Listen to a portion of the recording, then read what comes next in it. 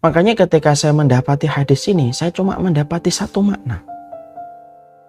Terkadang berbakti sama orang tua itu memang mengorbankan zona nyaman yang besar sekali dalam kehidupan seorang anak. Makanya saya kagum, ada orang yang pernah saya lihat gitu di YouTube, dia meninggalkan pekerjaannya, lalu pulang ke kampung, yang mana di kampungnya sulit sekali mencari rezeki, tapi dia terima dengan sabar selama dia masih bisa menemani orang tuanya di masa-masa senjanya. Dan itu harga yang sangat mahal sekali. Mahalnya itu tidak akan bisa dirasakan kecuali orang ketika sudah ditinggalkan sama orang tua. Baru akan ngerti bahwasanya perbuatan itu adalah perbuatan paling manis yang pernah didengarkan oleh kita. Jadi kalau ada orang sampai rela ninggalkan Jakarta, pulang ke kampungnya, hidup di kampung, susah nyari pekerjaan, tapi dia rela untuk melakukan itu semuanya dan melewati itu semuanya karena pengen menemani ibunya. Mungkin kalau bagi orang yang masih ditemanin orang tuanya mungkin halah itu berlebihan lah. Tapi bagi orang yang sudah ditinggalkan orang tua, kisah itu tuh betul-betul kita maklumi. Masya Allah, beruntung sekali anak itu. Karena sekali lagi ya Bapak dan Ibu, saya sudah sering mengatakan, tidak akan lagi sama dunia ini setelah kita memasukkan jasad ibu dan bapak kita ke perut. Semuanya jadi beda setelah bapak dan ibu itu tidak ada. Berbakti kepada orang tua itu terkadang mengorbankan zona nyaman kita selaku anak. Karena kita harus memenuhi apa yang mereka inginkan dan kita tidak.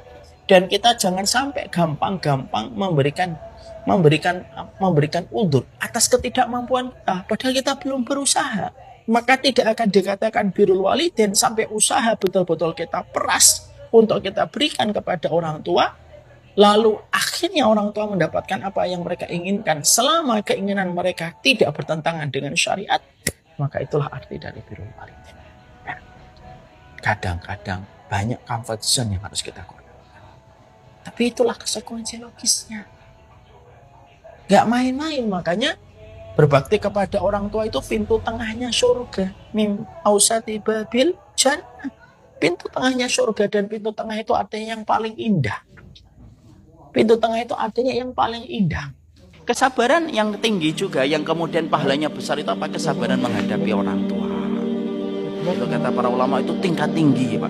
Makanya maaf ya Pak, Bapak kalau punya orang tua, dulu Bapak berbuat baik sama orang tuanya ketika orang tuanya masih umur 50 tahun, beda.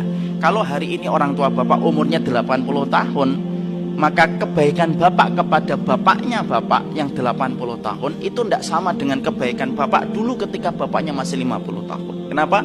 Semakin tua itu semakin besar pahalanya. Semakin orang tua kita sepuh, semakin besar itu kemudian gerbangnya surga yang tengah itu dibukakan oleh Allah Pak. Dan orang tua itu kalau semakin sepuh, semakin sensitif atau tidak Pak? Semakin sensitif. Kita ngomong gitu, maksudnya kita begini, diterimanya begitu.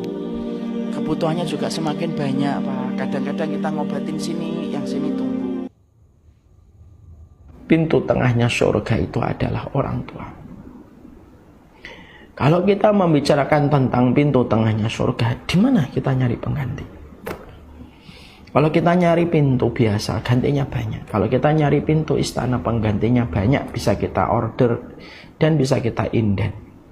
Tapi kalau kita mencari pintu tengahnya surga, kemana kita akan mencari penggantinya? Dan itulah orang tua kita. Dan semoga siapapun yang ada di sini, saya memberikan sebuah nasihat. Dan nasihat itu sudah tidak bisa saya lakukan.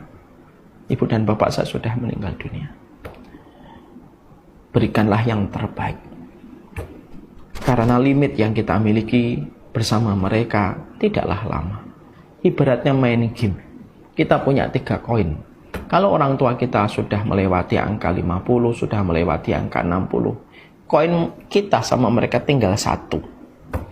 Tidak lagi 3. Dengan kita berharap banyak. Kita koinnya tinggal 1. Dan tentunya kalau kita koinnya tinggal 1, ketika dulu ingat main waktu kecil, kita kalau bermain game, koin tinggal 1 itu kita hati-hati. Dan itulah sejatinya yang kita harus berikan.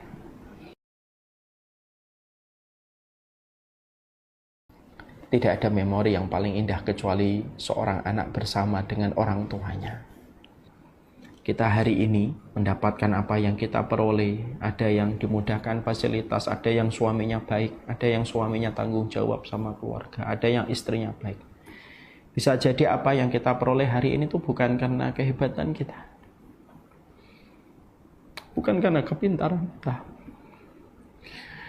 tapi karena semua kemudahan dan kehebatan yang kita peroleh pada kehidupan kita itu yang memang sejatinya adalah bagian dari keberkahan besar yang terus dimintakan orang tua kita kepada kita sepanjang hidupnya.